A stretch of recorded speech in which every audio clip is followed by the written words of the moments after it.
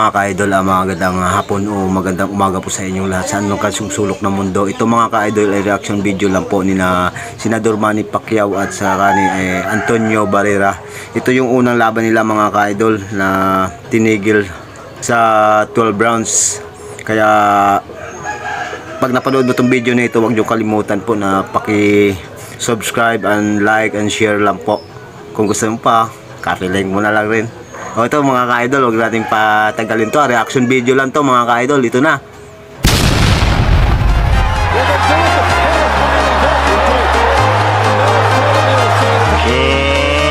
Let's get ready to rumble! Introducing first, fighting out of the blue corner, an outstanding record of 37 victories, including 28 knockouts, with only 2 defeats and 1 bout even, while capturing a world title, which is not on the line tonight. From General Santos City, Philippines, the challenger, the IBF Super Bantamweight Champion of the world, Manny Pacman Pacquiao. And his opponent across the ring, fighting out of the red corner. His professional record is an excellent one, consisting of 57 victories, including 40 knockouts, with only 3 defeats, as one of the very best pound-for-pound fighters in the world today. The reigning, defending, universally recognized featherweight champion of the world, the baby-faced assassin, Marco Antonio Barrera.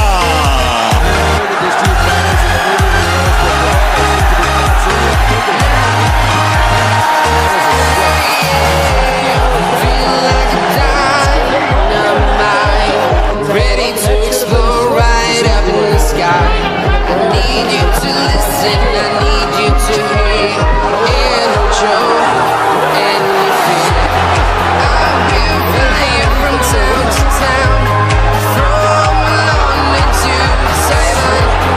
I've been all around the globe, trying to protect your soul.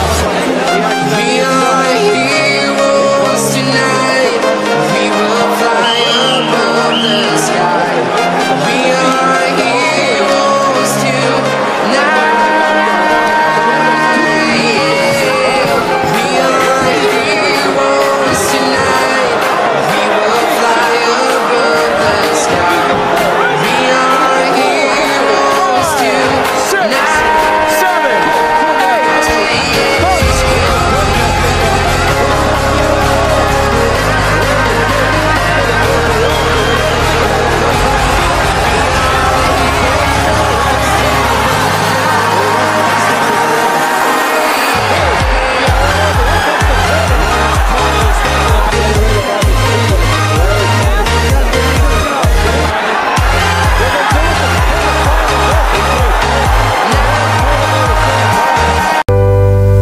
Ang pagluha ay di mo mapigilan.